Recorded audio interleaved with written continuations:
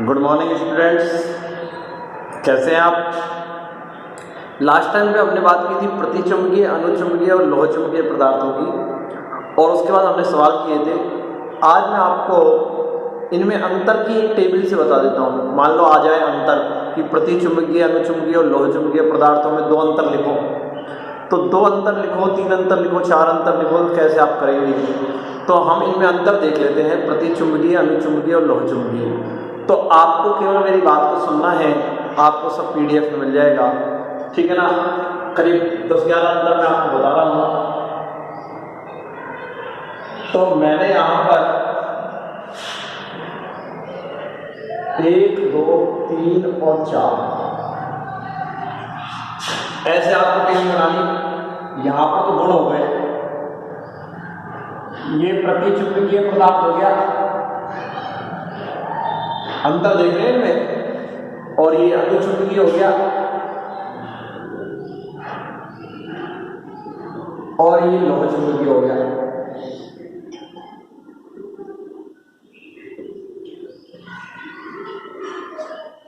ठीक है, पहला गुण है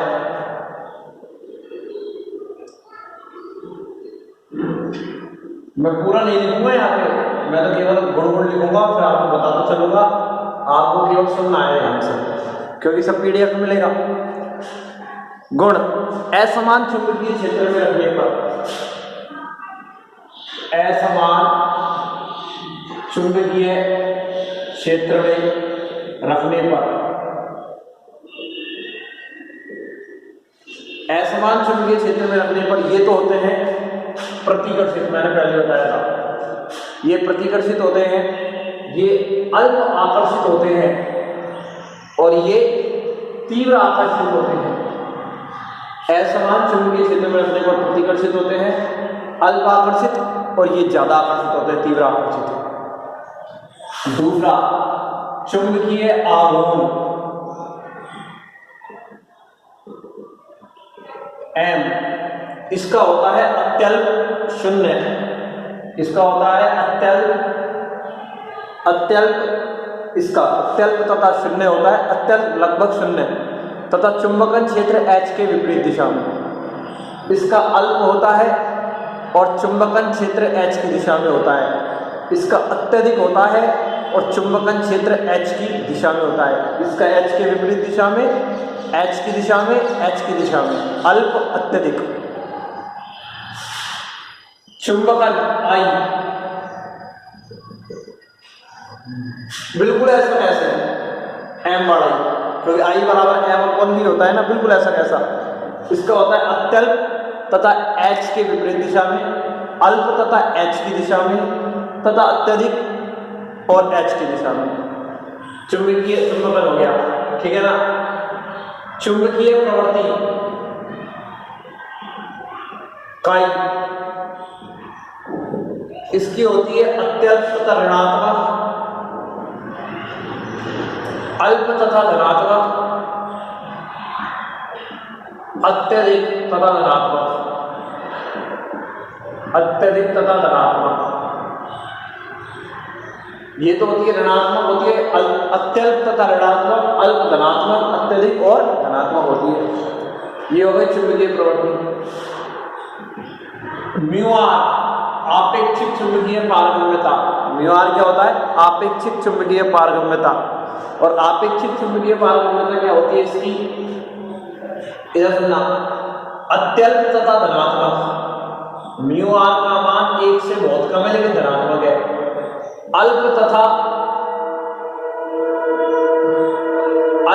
धनात्मक होती है, अल्प होती है तथा धनात्मक होती है, 1 से ज्यादा होती है, और इसकी 1 से बहुत ज्यादा होती है।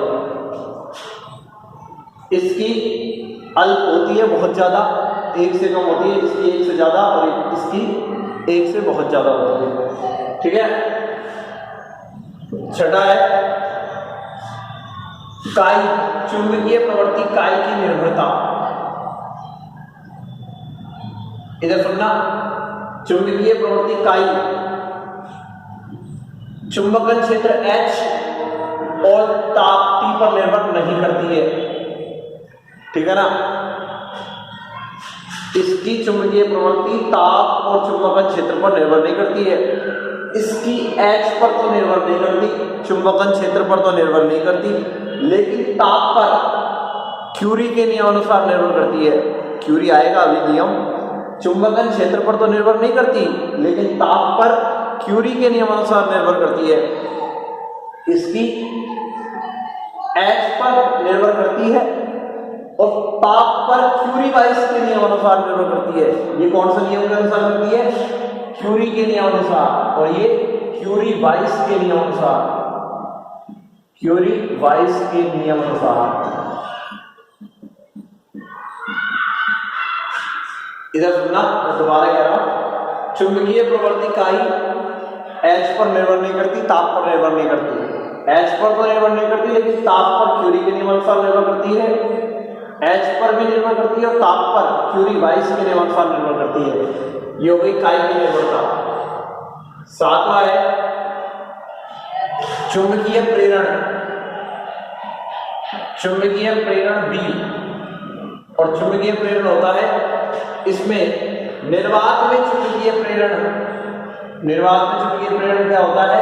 B नॉट, उससे भी कम होता है। निर्वात में जितना चुंबकीय प्रेरण है ना, उससे भी कम है। तो चुंबकीय प्रेरण कम है तो इसमें से चुंबकीय बल रेखाएं कितनी जाएंगी? कम जाएंगी। तो मैंने 3 दिखा दी। कितनी दिखा दी? 3। इसमें से कितनी जा रही है? पदार्थ में से 3 ही बल रेखाएं जा रही है, क्योंकि चुंबकीय प्रेरण निर्वात में चुंबकीय प्रेरण से भी कम है। तो इसमें कितनी जाएगी?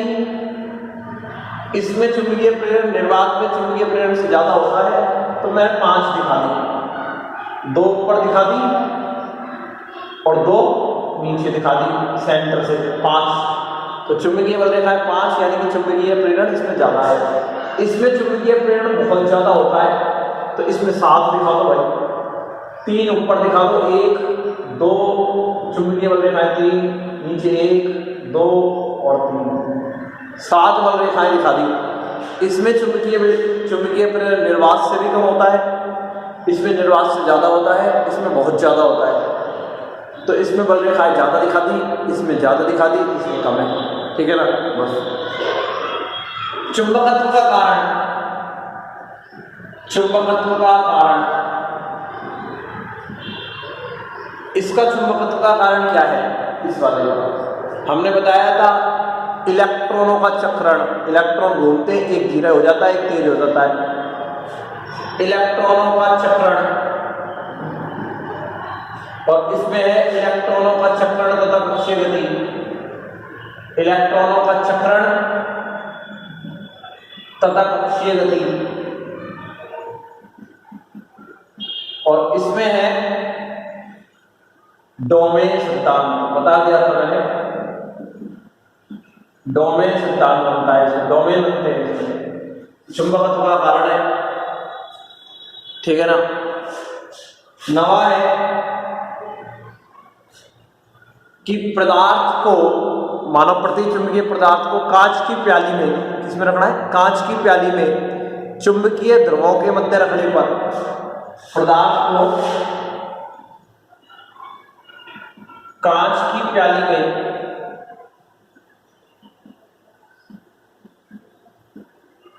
चुंबकीय ध्रुवों के मध्य रखने पर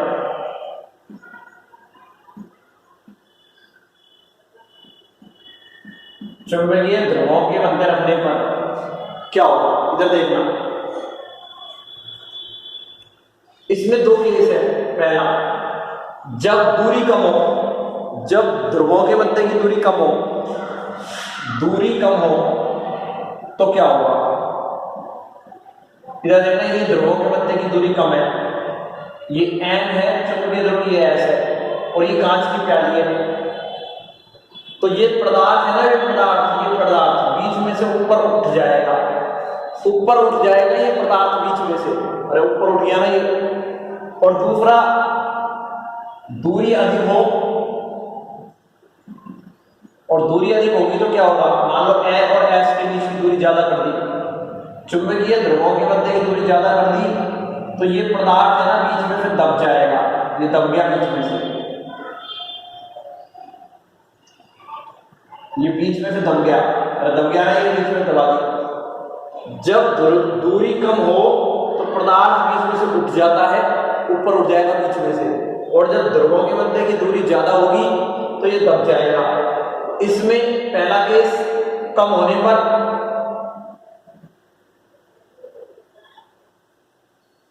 कम होगा दूरी तो पदार्थ और ज्यादा ऊपर उठ जाएगा।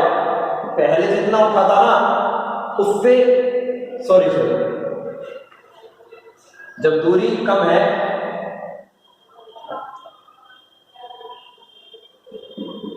दूरी कम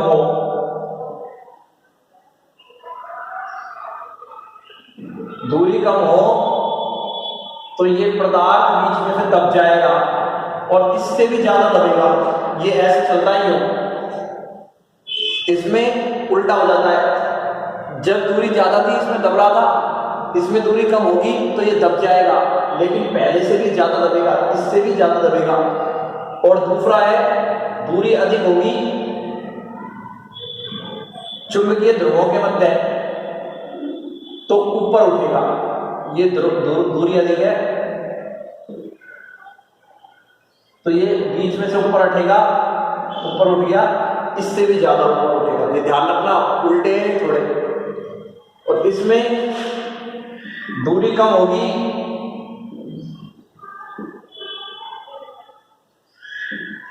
तो ये और दब जाएगा, बीच में से और दब गया, पहले से भी ज्यादा दब जाएगा, पहले से भी ज्यादा दब जाएगा। ये ऐसे चलते हैं, ये वाला और ये वाला, ये तीनों सेम होते हैं, ये और ये चलते हैं ऐसे। और इसमें दूरी अधिक होगी तो भाई ये और ज्यादा ऊपर उठ जाएगा, पहले जितना उठा था ना उससे भी ज्यादा ऊपर उठ जाएगा। तो कहने का मतलब बच्चों इतना सा है कि पदार्थ को कांच की प्याली में चुंबकीय ध्रुवों के मध्य यदि तुमने रखा है तो इसमें पहला केस, यदि ध्रुवों के मध्य की दूरी कम है तो पदार्थ बीच में छूट जाएगा। इसका दूसरा केस दूरी अधिक, यहाँ दूरी अधिक होगी तो दब जाएगा। इसका पहला केस दूरी कम है तो और ज्यादा दब जाएगा, दूरी ज्यादा है तो और ज्यादा उठ जाएगा। इसमें दूरी कम है तो और ज्यादा दब जाएगा और दूरी अधिक है तो और ज्यादा ऊपर उठ जाएगा। ठीक है, एक लास्ट को देख लेते हैं, 10वां देख लेते हैं। ठीक है ना, तीनों का इधर हो जाएगा। पदार्थ की छड़ को चुंबकीय ध्रुवों में रख दें। पदार्थ की छड़ ले लें, चाहे प्रतिचुंबकीय की, चाहे अनुचुंबकीय की, चाहे लोह चुंबकीय की। पदार्थ की छड़ को चुंबकीय ध्रुवों के मध्य रखने पर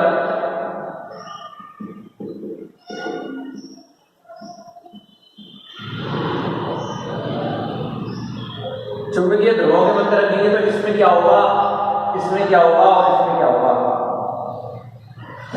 इधर सुनना,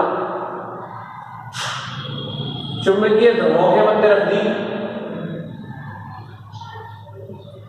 ये चुंबकीय ध्रुव हो गए, ये बल रेखाएं हो गई, तो ये छड़ हो गई, ये लंबवत हो जाती है। छड़ कैसी हो जाती है, लंबवत हो जाती है।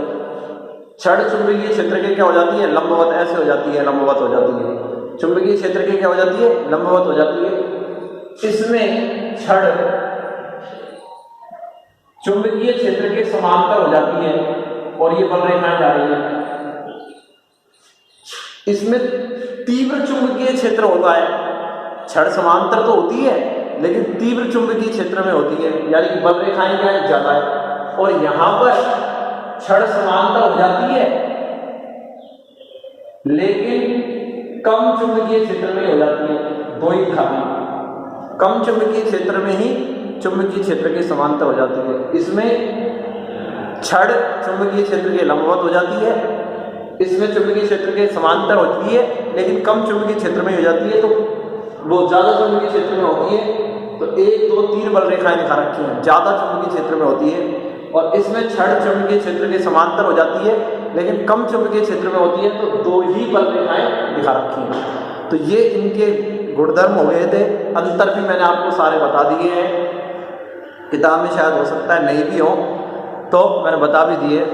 तो मैं आपको एक बार फिर रिपीट कर देता हूँ पहला है असमान चुंबकीय क्षेत्र में रखने पर, और असमान चुंबकीय क्षेत्र में रखेंगे तो एक एक करके मैं बोल रहा हूँ, प्रतिकर्षित होते हैं, अल्प आकर्षित होते हैं, तीव्र आकर्षित होते हैं। फिर हमने बताया चुंबकीय आघूर्ण M अत्यल्प तथा शून्य चुंबकन क्षेत्र की विपरीत दिशा में, अल्प तथा चुंबकन क्षेत्र की दिशा में, अत्यधिक तथा चुंबकीय क्षेत्र की दिशा में।